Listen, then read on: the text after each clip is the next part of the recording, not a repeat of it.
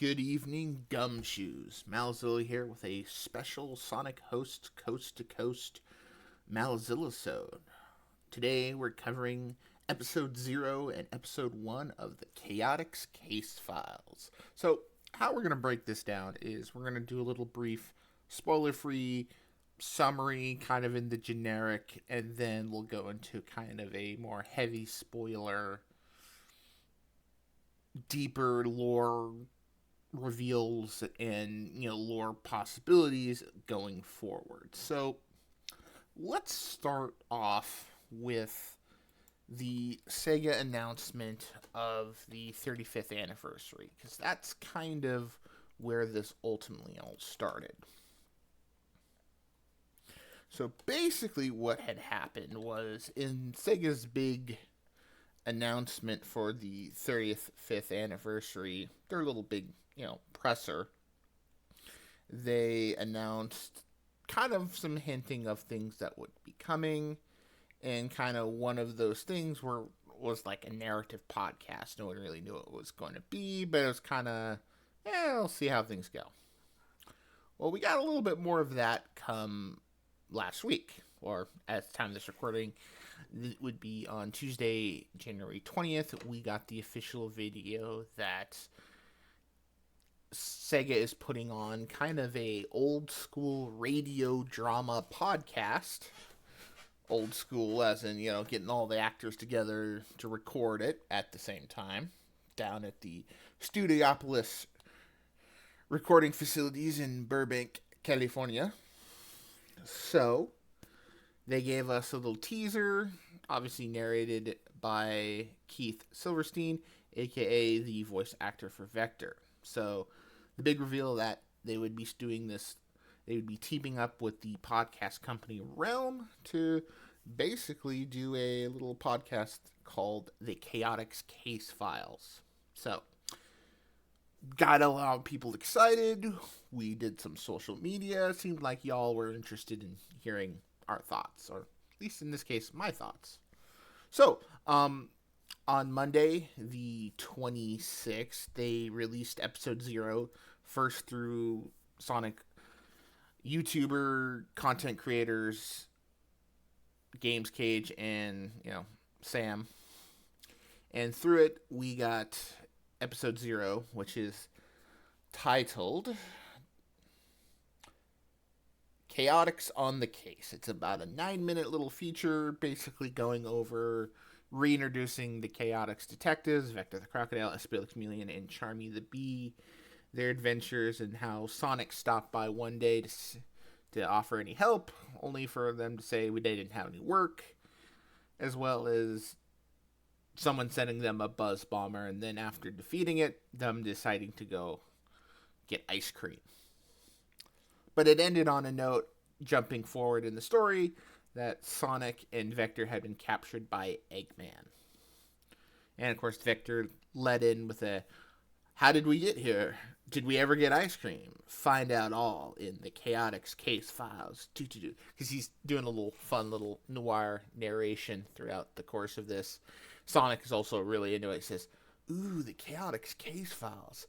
I can hear the theme song. And of course, they have recorded this really fun saxophone jazzy theme song performed by Tiffany Mann and written by Rebecca Sugar of Steven Universe. So, whether you like that show or not, the music is usually fire, so not surprising Chaotix Go Get It, or Chaotix theme, is an absolute bop.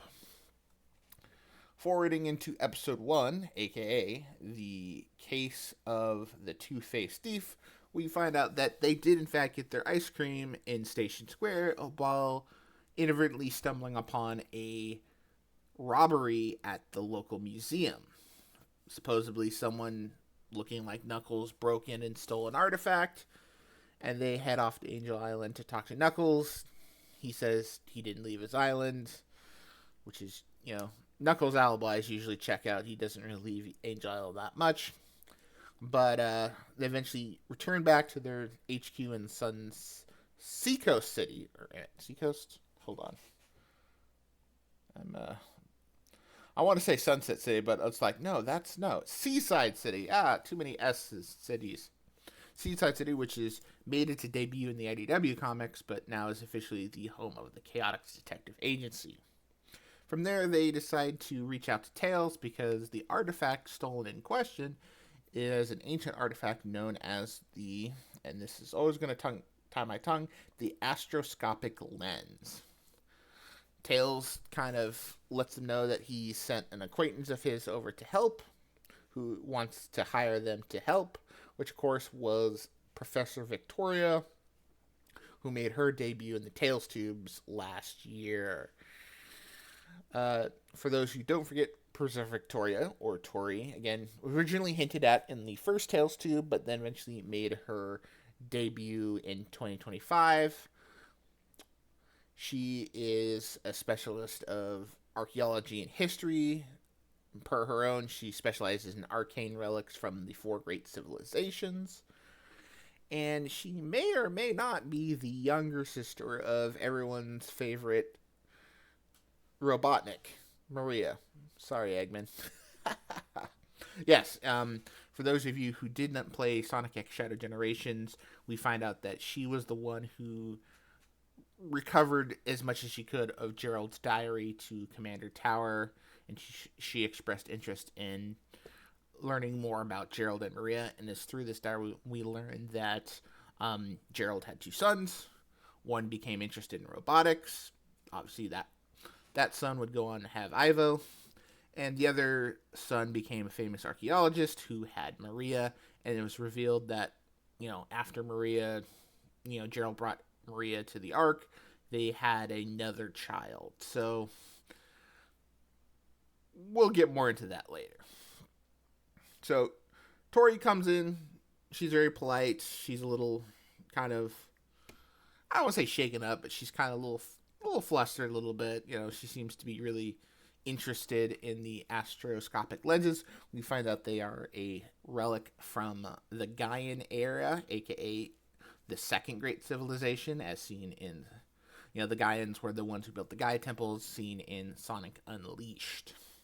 So apparently this lens is one of several, and she wants, this Begonia University wants to hire the Chaotix to find it, and they will give them a special honorarium, which translations to kind of a little special or reward.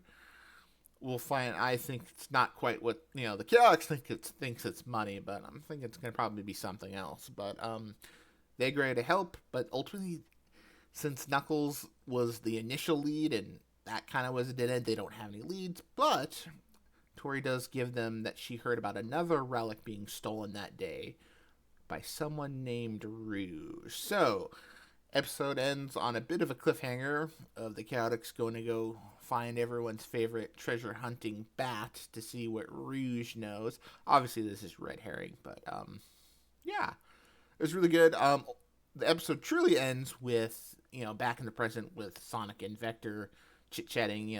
Someone has tripped the proximity alarms on Eggman's base, so Eggman, who has been listening in very intently, told Vector to pause the story. He's going to go check, and he'll be right back, because he was going to dispose of Vector, since, he doesn't really have any beef, and, him searching a case isn't quite, going with his plans. So that's kind of the very bare-based, non-spoilery, though I guess it is kind of some spoilers, but let's get into the fun stuff. So this is spoiler speculation. We get into the real nitty-gritty of it. So nothing really revealing in episode 0, except that maybe SBO thinks he's lactose intolerant. Fun little lore. But episode 1 is where we get to see things kind of evolve. We see that we learn kind of more about the timetable of the Sonic world. Now we learn that currently the current Sonic timeline is the 5th great civilization. So Common Era is the 5th great civilization. And before that, there were 4 great civilizations. The first great civilization was the Ancients, as seen in Sonic Frontiers. The second was the Gaians, as seen in Sonic Unleashed, who built the Gaia temples, as I mentioned earlier. The third is completely unknown. And the 4th civilization, not much is known about them in game, except that they were destroyed by the Gizoid's emeralds. So who knows what they're going to do with that. So obviously, Tori knows what the astrosophic lens is. So the fact that it's part of a set, she says she hasn't really researched a whole lot, but she knows of it, which is kind of interesting. Um, it's also interesting because there's been a couple things that have been, circling through the void of the internet about possible releases for Sonic games. Um, there's been a lot of talk about a Sonic Unleashed remaster. And again, talking about Gaian artifacts, the Gaia temples, and the Second Great Civilization. Almost feels like we're kind of flowing back into you know, that flow of things. Also, Astro. God, I can't remember that name. The Astro lenses are actually real things. They're used on telescopes to look at celestial bodies. One such celestial body being eclipses. Now, that's also one of the rumored names for the upcoming Sonic mainline game is Sonic Eclipse. So we'll see how things go. Or this could just be, a lot of times Sega has been doing these little animation, prequel videos for their upcoming games. It'd be really interesting if this, instead of a video, we're doing a little podcast series. But that's maybe putting the cart before the horse a little bit. But regardless, we got our fun little MacGuffin. It's great to see Tori. I hope we'll see more of her. I want to see, I think she's kind of a blank slate. We know she's an archaeologist, but other than that, her personality is kind of still pretty much a blank slate. We do know that she does sound very professional and proper. She's obviously very educated. The way she speaks to, Tails and the Chaotix. I know some people think she sounds like she's in her 30s. Let me tell you, as someone in her 30s, she definitely sounds like she's more like in her, 50s or 60s. She looks pretty good, though. So we'll see how that is. Whether she ends up being a Robotnik or not, that remains to be seen. Obviously, we'll probably see Knuckles again. He said, call me when you find someone to punch, so we'll probably get to that. Usually, a lot of times, mysteries, they try to introduce who really did it early. And right now, there's two characters that could possibly be that one being Tor and the other being the museum director, Mr. Kisht, who was played by Matt Mercer. And he seemed pretty one note, so I don't know. I'm looking at Tori right now. I'm kind of questioning her. The fact that she name dropped Rouge so suddenly, especially if she is an associate of Towers, she would know who Rouge is, possibly. So I don't know. Tori seems like she's hiding a few things. So I really enjoyed this. The production values through Realm were great. Want to throw a shout out to writer Dan Jolie and voice director Ian Jones Quarterly. They did a great job writing the script and directing the voice actors. Keith Silverstein, who plays Vector, does a phenomenal job switching from his normal Vector voice to Vector's smooth noir narrator voice. Matt Mercer does great as SBO. Colleen's Charmy is hit and miss on certain lines. I think she's still trying to hammer out the Charmy voice because it kind of sounds. Her Tails is amazing. Her Tails, like, she's the gold standard for voicing Tails, but her Charmy almost sounds more like Tails doing an impersonation of Amy at times, and that just doesn't quite vibe at times. The rest of the Sonic actors in this one, they do great. Dave B. Mitchell returns as Knuckles. Obviously, you got Mike as Eggman and Roger as Sonic. Of course, Crystal Lee reprises her role as Professor Tori. Again, I highly recommend episode 1 is 25 minutes. Episode 0 is 9 minutes. So you're looking about, 35 minutes for episode 0 and 1. Perfect for going out for a jog, your morning commute, your return home from work or school commute. This is really cool. I gotta say, I've enjoyed these much more than I've enjoyed IDW recently. So, And that's not a knock against Ian and Evan, because Evan helped work on this. They kind of worked as consultants for this. Let me tell you, when they talk to Knuckles and they have a line that it feels very much like an Ian Flynn, like, hey, Knuckles, remember when we fought, Metal Sonic Kai in the insert zone from Knuckles Chaotix? You know what when you hear it, you'll say, yeah, that feels like a Flynnism. But again, the production values for the great.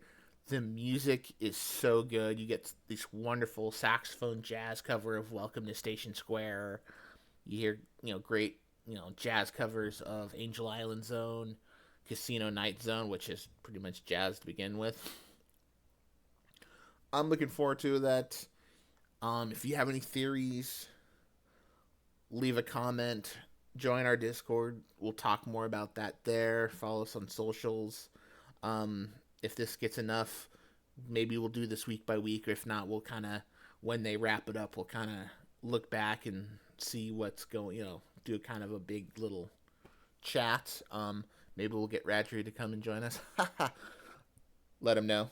So other than that, thanks all for stomping by, and we'll see you soon. Bye-bye.